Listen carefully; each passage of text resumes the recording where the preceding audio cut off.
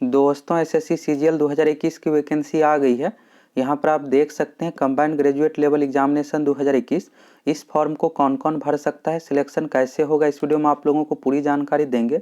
यहाँ पर आप देखिएगा कुछ इंपॉर्टेंट डेट है। सबसे पहले यहाँ पर फॉर्म भरने का डेट दिया हुआ है 23 दिसंबर से लेकर 23 जनवरी 2022 तक आप इस फॉर्म को भर सकते हैं। 1 महीने का समय है और 25 जनवरी तक पेमेंट करने का डेट है। अगर फॉर्म में किसी प्रकार का त्रुटि हो जाता है तो आप 28 जनवरी से लेकर के 1 फरवरी 2022 तक फॉर्म में सुधार कर सकते हैं। इसमें जो सिलेक्शन का प्रोसेस है यह 4 चरणों में। सबसे पहले होता है टीयर 1 एग्जाम, टीयर 1 यानी पीटी एग्जाम। तो यह जो है अप्रैल 2022 में इसका आयोजन किया जाएगा। 10 से 15 अप्रैल से यह परीक्षा शुरू हो जाएगी। लगभग 15 दिनों यह परीक्षा चलेगी। यह एग्जाम जो होता है ऑनलाइन होता है। आगे आप लोगों को पूरे सिलेक्शन प्रोसेस के बारे में बताएंगे। यहाँ पर आप देखिएगा तो डिटेल्स ऑफ पोस्ट है। तो इसमें भारत सरकार के अंतर्गत यह जॉब है, सेंट्रल गवर्नमेंट का जॉब है। विभिन्न विभागों से टोटल इसमें 36 तरह का पोस्ट है। यहाँ पर आप देखिएगा पहले नंबर में असिस्टेंट ऑडिट ऑफिसर है, यहाँ पर विभाग का नाम है और ग्रुप बी का यह गैजेटेड जॉब है। इसके बाद न्यूनतम अधिकतम उम्र का कंडीशन है तो 18 से 30 साल। इस फॉर्म भरने के लिए जो न्यूनतम एज होना चाहिए 18 साल। अगर 18 साल कंप्लीट हो गया है तो इस फॉर्म को आप भर सकते हैं। बाकी पोस्ट वाइज अलग अलग यहाँ पर उम्र है। कुछ पोस्ट के लिए न्यूनतम उम्र का 20 साल का भी कंडीशन है और अधिकतम उम्र 30 साल। कुछ पोस्ट के लिए 27 साल भी है। इसमें पोस्ट की बात करें तो अगर आप सीबीआई इंस्पेक्टर बनना चाहते तो इसी के माध्यम से आप बन सकते हैं। सीबीआई में सब इंस्पेक्टर, इसके अलावा और भी यहाँ पर है इनकम टैक्स इंस्पेक्टर भी बन सकते हैं, एक्साइज इंस्पेक्टर। यहाँ पर आप देखिएगा 11वें नंबर पोस्ट में inspector of income tax CBDT department के अंतर्गत यह जो जॉब है ग्रुप सी के अंतर्गत। इसके बाद यहाँ पर और भी पोस्ट है और आप टोटल देखिएगा तो टोटल 36 तरह का पोस्ट है। लास्ट में यहाँ पर सब इंस्पेक्टर है सेंट्रल ब्यूरो ऑफ नारकोटिक्स, यह ग्रुप सी के अंतर्गत है। इसमें एज का कंडीशन है 18 से 27 साल, यानी न्यूनतम 18 साल होना चाहिए, अधिकतम 27 साल होना चाहिए। अब चलिए यहाँ पर वैकेंसी के बारे में है। तो वैकेंसी अगर आप जानना चाहते हैं इसमें टोटल पोस्ट कितना है तो आप एसएससी को ऑफिशियल वेबसाइट पर आने के बाद कैंडिडेट कॉर्नर सेक्शन में जाइएगा। टेंटेटिव वैकेंसी का वहाँ पर लिंक है, वहाँ पर क्लिक करके आप सीजीएल एग्जाम से संबंधित देख सकते हैं। अभी ऑफिशियल वेबसाइट पर वैकेंसी अपलोड नहीं किया गया। हर बार इसी तरह से होता है, पहले विज्ञापन पब्लिश किया जाता है, इसके बाद सभी विभाग से वैकेंसी का डिटेल्स आ जाता है, तो कुछ दिनों में ऑफिशियल वेबसाइट पर अपलोड किया जाता है। एसएससी सीजीएल में जो पोस्ट रहते हैं 9000 से लेकर के 10,000, हर बार लगभग 9000 पदों पर वैकेंसी दी जाती है और बाद में अगर और भी कुछ विभाग से वैकेंसी आता है, अपडेट होता है तो उसे बढ़ा भी दिया जाता है। इस बार जो वैकेंसी रहने का अनुमान है लगभग 10,000 पदों पर इस बार वैकेंसी रहने वाली है। यहाँ से ये क्लियर हो गया। अब यहाँ पर देखिएगा नेशनलिटी में है तो इंडियन अगर आप है तो इस फॉर्म को फिलअप कर सकते हैं। एज लिमिट देखिएगा तो एज को आप समझ लीजिए, एज जो काउंट किया जा रहा है 1 जनवरी 2022 से 1 जनवरी 2022 तक अगर आपका न्यूनतम एज 18 साल कंप्लीट हो गया है तो इस फॉर्म को आप भर सकते हैं। और यहाँ पर आप देखिएगा 18 से 27 साल है कुछ पोस्ट के लिए, कुछ पोस्ट के लिए 20 से 30 साल है, कुछ पोस्ट के लिए 18 से 30 साल। अगर आपका एज अभी 18 साल ही कंप्लीट हुआ है तो जिस पोस्ट के लिए न्यूनतम उम्र का कंडीशन 18 साल है उस पोस्ट के लिए आप एलिजिबल रहिएगा। और जिस पोस्ट के लिए न्यूनतम उम्र का कंडीशन 20 साल है तो 20 साल वाले के लिए आप एलिजिबल रहिएगा। तो यहाँ पर अलग अलग दिया हुआ, इस बीच में आपका डेट ऑफ बर्थ होना चाहिए। और उम्र में आपको छूट भी मिलेगा। यह अधिकतम उम्र में है, SC ST से आते हैं तो 5 साल का छूट मिलेगा, OBC से आते हैं तो 3 साल का। EWS कैटेगरी में उम्र में कोई छूट नहीं है, जनरल कैटेगरी के लिए भी उम्र में कोई छूट नहीं है। इसके बाद यहाँ पर दिव्यांग अभ्यर्थियों के लिए, एक्स सर्विसमैन के लिए है और यहाँ पर दिव्यांग से संबंधित, एक्स सर्विसमैन से संबंधित पूरा यहाँ पर विज्ञापन में डिटेल्स दिया हुआ है। इसके लिए कौन कौन एलिजिबल है इसको आप पढ़ सकते हैं। इसके बाद यहाँ पर नीचे में देख लीजिए क्वालिफिकेशन डिटेल्स। तो यह जो मांगा जा रहा है 23 जनवरी 2022 तक, यानी फॉर्म भरने की अंतिम तिथि तक आपका मार्क्स आ जाना चाहिए, यानी रिजल्ट आ जाना चाहिए, आपके पास मार्कशीट होना चाहिए फॉर्म भरने के लिए। अंतिम तिथि तक का मांगा जा रहा है, डेट यहाँ पर दे दिया गया। इसेंशियल एजुकेशनल क्वालिफिकेशन यानी अनिवार्य शैक्षणिक योग्यता में यहाँ पर देखिएगा पोस्ट वाइज अलग अलग है। तो वैसे सभी पोस्ट के लिए ग्रेजुएशन है। अगर आप ग्रेजुएशन लेवल की कोई भी डिग्री है, BA BSc BCom BTech कोई भी डिग्री है तो इस फॉर्म को आप फिलअप कर सकते हैं। सबसे पहले असिस्टेंट ऑडिट ऑफिसर का इसेंशियल क्वालिफिकेशन जो है यही सिर्फ मांगा जा रहा है। इसके बाद डिजरेबल क्वालिफिकेशन है तो ये जरूरी नहीं है, अगर आपके पास है तो ठीक है, नहीं है तो भी कोई दिक्कत नहीं, आप इस फॉर्म को भर सकते हैं। असिस्टेंट ऑडिट ऑफिसर से संबंधित आप लोगों को एक और पेपर देना पड़ेगा, ये मेंस एग्जाम अलग से पेपर होता है उससे संबंधित। इसके बाद यहाँ पर जूनियर स्टैटिस्टिकल ऑफिसर का है और यहाँ पर आप देखिएगा अलग अलग सभी विभाग का दिया हुआ है। तो ज़्यादातर जो इसमें पोस्ट है मात्र 5 तरह का ही यहाँ पर ऐसे पोस्ट है जिसमें डिजायरेबल क्वालिफिकेशन है, यह ज़रूरी नहीं है। ऑल अदर पोस्ट में यहाँ पर ऑल अदर पोस्ट के लिए सिर्फ नॉर्मल ग्रेजुएशन होना चाहिए। ग्रेजुएशन लेवल की कोई भी डिग्री है, बीए, बीएससी, बीकॉम, बीटेक आप किए हुए हैं तो इस फॉर्म को भर सकते हैं। बैचलर डिग्री मांगा जा रहा है किसी भी विश्वविद्यालय से या इसके समकक्ष कोई भी डिग्री है तो इस फॉर्म को भर सकते हैं। यह जो होना चाहिए फॉर्म भरने की अंतिम तिथि 23 जनवरी 2022 तक होना चाहिए, यानी आपका रिजल्ट आ जाना चाहिए। अगर अभी रिजल्ट नहीं आया है तो भी फॉर्म को भर सकते हैं। 23 जनवरी लास्ट डेट तक रिजल्ट आ जाना चाहिए। अगर नहीं आता है इसके बाद अगर रिजल्ट दिया जाता है तो फाइनल मेरिट में आपको छांट दिया जाएगा।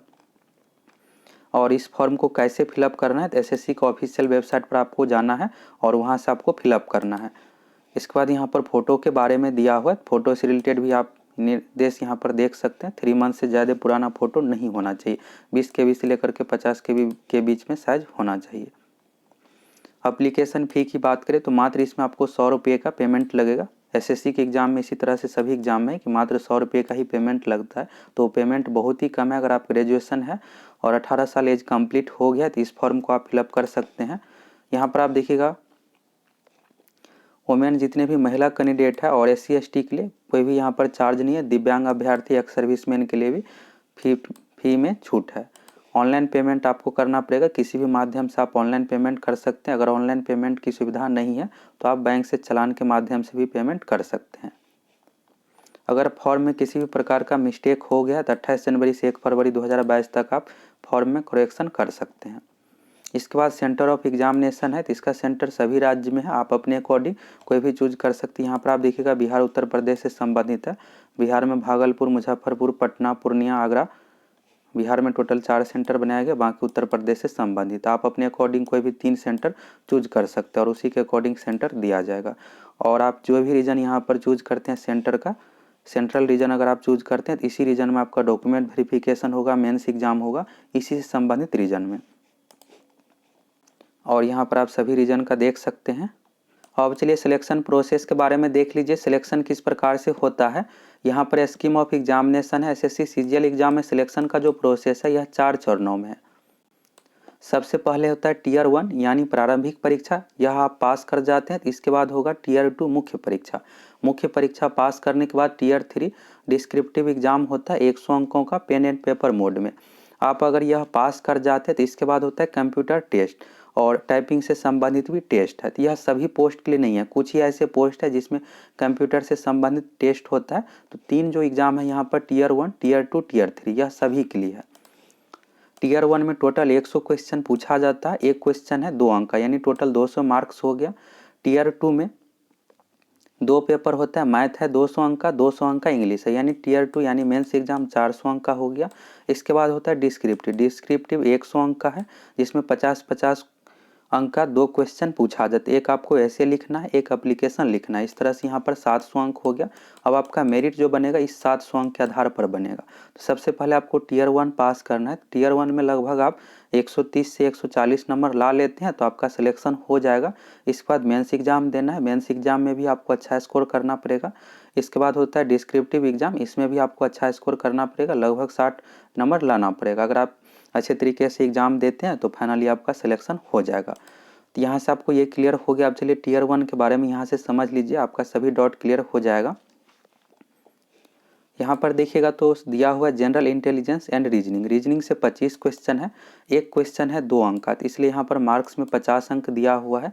इसके बाद है जनरल अवेयरनेस। जनरल अवेयरनेस यानी सामान्य जागरूकता, यह जीके सेक्शन हो गया। तो जीके से 25 क्वेश्चन पूछा जाएगा, एक क्वेश्चन है 2 अंक का तो 50 अंक। इसके बाद है क्वांटिटिव एप्टीट्यूड यानी मैथ, मैथ से 25 क्वेश्चन। इसके बाद है इंग्लिश, इंग्लिश से 25 क्वेश्चन। इंग्लिश से बहुत ही नॉर्मल क्वेश्चन पूछा जाता है और जीके का अच्छे लेवल का क्वेश्चन रहेगा, मैथ का भी अच्छे लेवल का।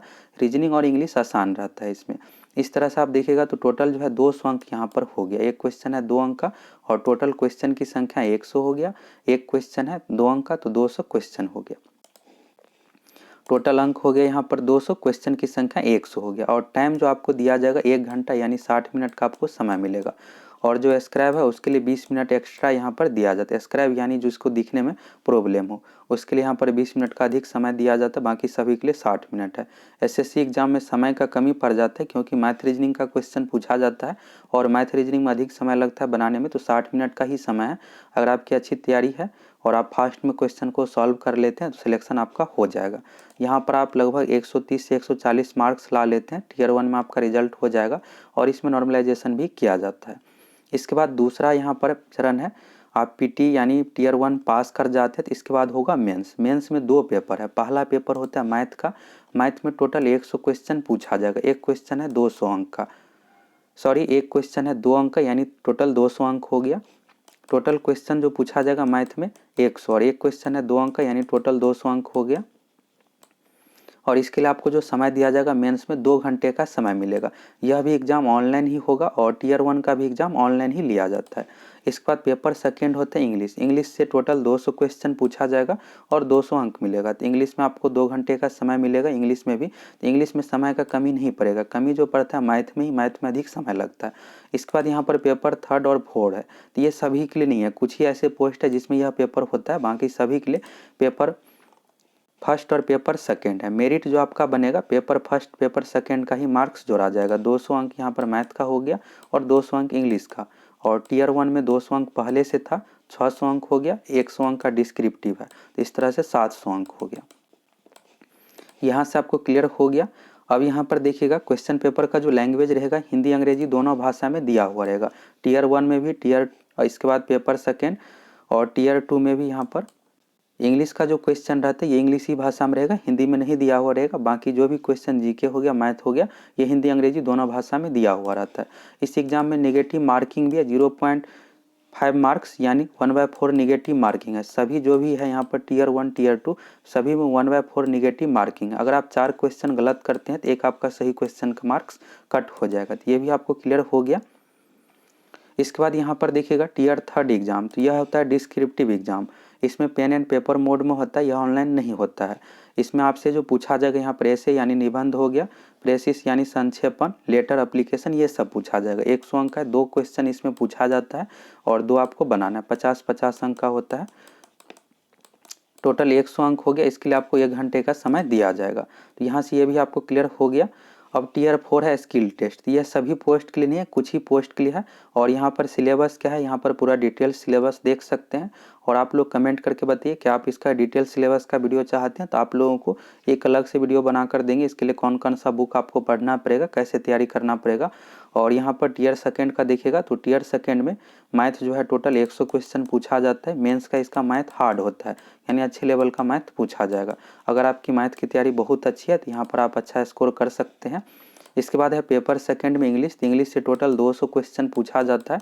एक क्वेश्चन रहता है 1 अंक का, यानी टोटल 200 अंक का इंग्लिश भी है मेंस में। और इंग्लिश बहुत ही नॉर्मल पूछा जाता है। इंग्लिश में आप आसानी से 200 में से यहाँ पर आप 170-180 स्कोर तक कर सकते हैं। अगर अच्छी तैयारी है तो 180 प्लस भी आप स्कोर कर सकते हैं। इसके बाद पेपर थर्ड है स्टैटिक्स यानी सांख्यिकी। यह कुछ ही पोस्ट के लिए है, यहाँ पर पूरे डिटेल्स में सिलेबस दिया हुआ है, तो इसको आप देख सकते हैं।